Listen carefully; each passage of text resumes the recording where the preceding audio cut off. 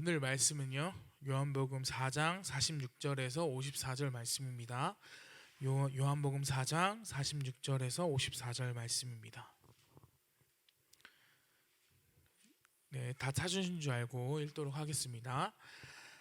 예수께서 다시 갈릴리 가나에 이르시니 전에 물로 포도주를 만드신 곳이라. 왕의 신하가 있어 그의 아들이 가버나움에서 병들었더니 그가 예수께서 유대로부터 갈릴리로 오셨다는 것을 듣고 가서 청하되 내려오셔서 내 아들의 병을 고쳐주소서 하니 그가 거의 죽게 되었음이라.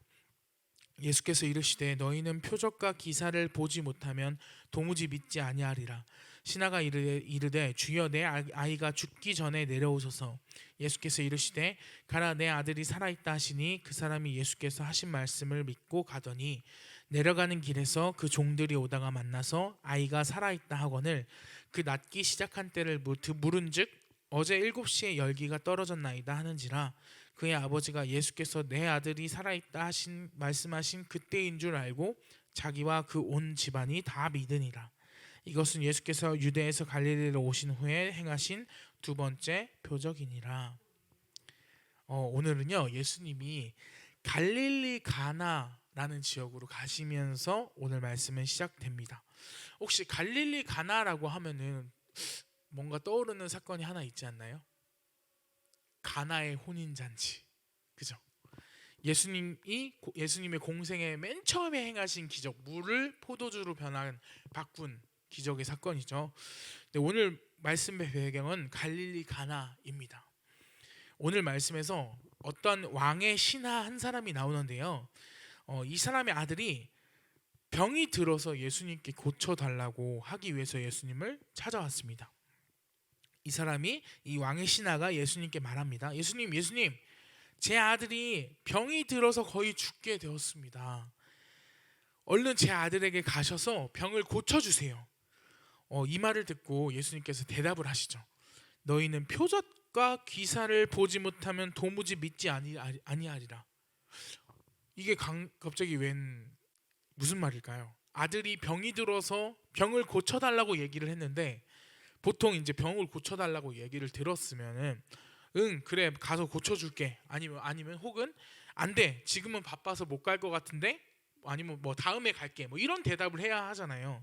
근데 예수님이 갑자기 전혀 다른 말씀을 하십니다.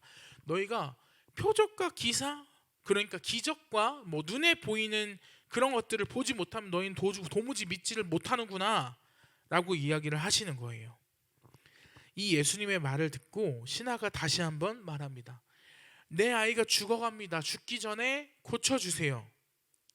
이제 이때서야 신하가 원하는 대답을 예수님께서 하십니다. 내 아들이 살아있다. 근데요, 이 예수님의 네 아들이 살아있다는 말 한마디를 믿고 이 신하는요 아들에게로 돌아갑니다. 근데 이 아들에게 돌아가는 길에 자기 집 하인들이 반대쪽에서 오는 게 보이는 거예요. 그래서 그 하인들이 하는 말이 다 죽어가는 아들이 살아있다라고 하는 겁니다. 그래서 그 하인들에게 묻습니다. 언제부터 낫기 시작했냐 물으니 예수님이 살아있다고 말씀하신 그때 정도부터 아들이 갑자기 살아나기 시작했다는 겁니다. 그 말에 이 왕의 신하와 그 집안 사람들은 전부 예수님을 믿게 됩니다. 오늘 말씀을 간단하게 이야기로 풀어서 해드린 거예요. 자, 그럼 오늘 우리가 한번 좀 생각해 봅시다. 왕의 신하가 예수님께 아들을 살려달라고 했을 때 예수님이 이렇게 말했죠. 너희는 표적과 기사를 보지 못하면 도무지 믿지 아니하리라. 그죠? 근데 이 말은 지금 어떻게 보면 예수님께 아들을 고쳐달라고 하는 이 왕의 신하 이 한 사람에게만 한 말은 아니에요. 지금 있는 곳이 어디였죠? 갈릴리 가나. 예수님이 이전에 물을 포도주로 변하게 했던 곳입니다. 그러니까 물을 포도주로 변하게 했던 예수님이 오셨다는 소문을 듣고 몰려든 갈릴리인들과 유대인들 그리고 왕의 신하에게 모두에게 하신 말씀이 바로 너희는 표적과 기사를 보지 못하면 도무지 믿지 못하는구나 였습니다.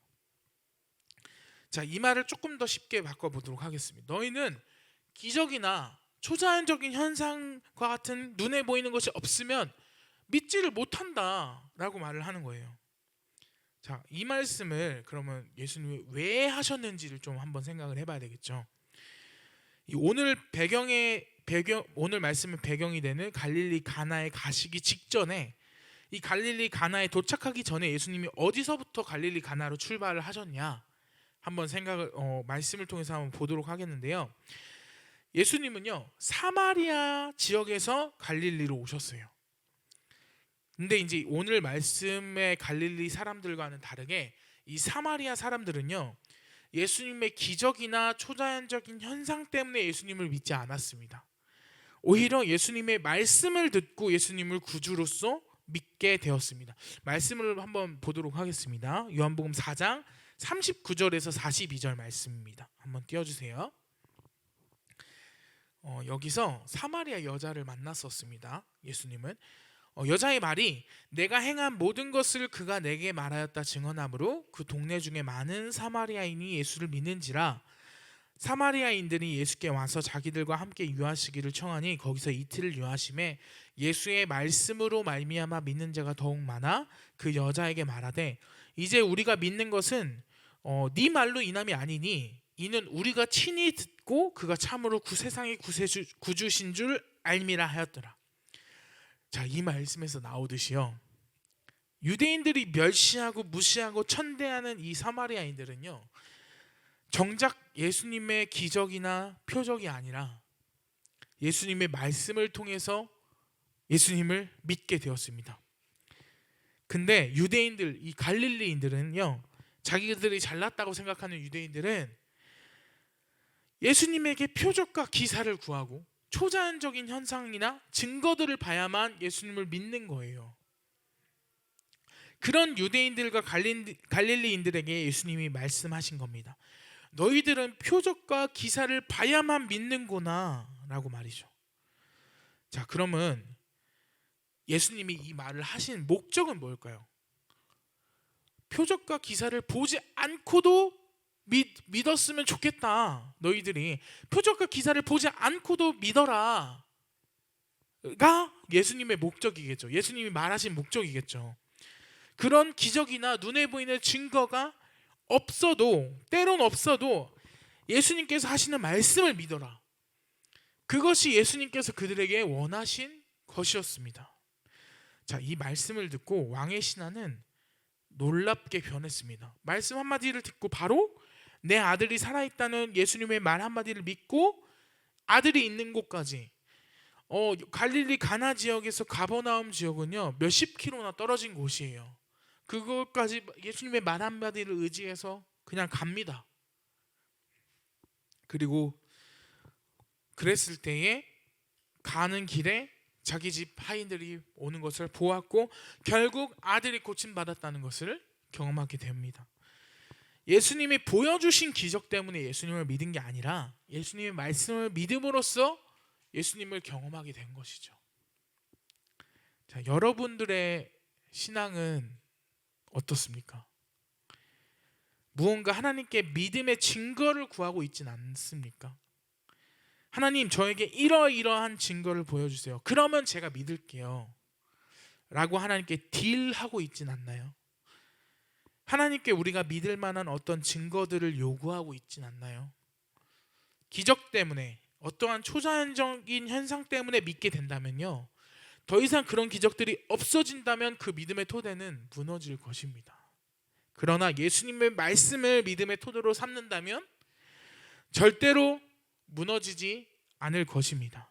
왜냐하면 풀은 마르고 꽃은 시들어도 하나님의 말씀은 영원하기 때문입니다. 믿으십니까?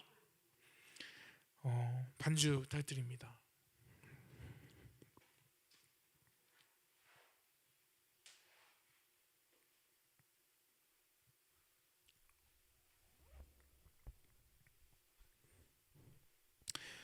오늘 우리가요 우리의 믿음의 토대를 다시 한번 생각해 보기 원합니다. 우리의 믿음의 토대가 영원히 변치 않는 하나님의 말씀인지 아니면 한 번의 체험이나 신앙적인 경험에 의존한 것인지 말입니다. 저와 여러분들의 믿음이요, 우리들의 신앙이요, 하나님의 말씀 위에 견고하게 서 있기를 간절히 바랍니다. 우리가 말씀에 강한 자가들이 되기를 원합니다.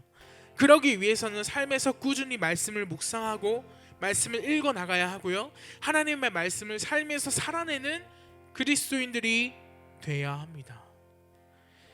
우리들이 그런 하나님의 말씀에 강한, 하나님의 말씀이 우리 삶이 되어지는 그런 그리스도인들이 되기를 간절히 바랍니다. 우리 한번 기도합시다. 하나님, 우리 신앙이 하나님의 말씀 위에 서 있기를 바랍니다. 우리의 믿음이 하나님의 말씀 위에 서 있기를 바랍니다. 영원히 변치 않는 말씀을 토대로 예수님을 구주로 믿는 우리들 되게 하여 주시옵소서. 우리가 이 기도 제목으로 함께 기도하기 원합니다. 기도하도록 하겠습니다.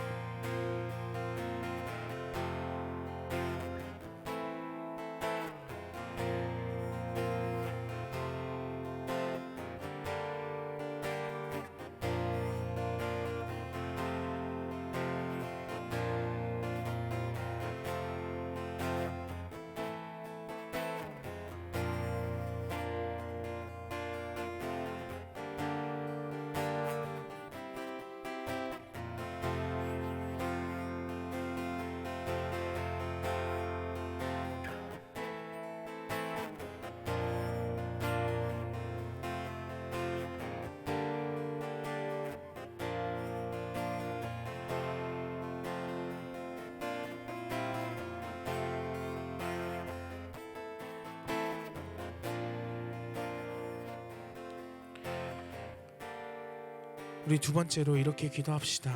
하나님, 우리가 말씀에 강한 사람들 되기 원합니다. 우리의 삶에서 말씀을 묵상하고 그 말씀대로 살아내는 우리들 되게 하여 주시고, 말씀이 우리의 삶이 되게 하여 주시고, 우리의 삶을 주님 앞에 결단하고 구별하여 드리는 우리들 되게 하여 주시옵소서. 우리가 이 기도 제목으로 함께 기도하는 시간 되어지기 원합니다. 기도하도록 하겠습니다.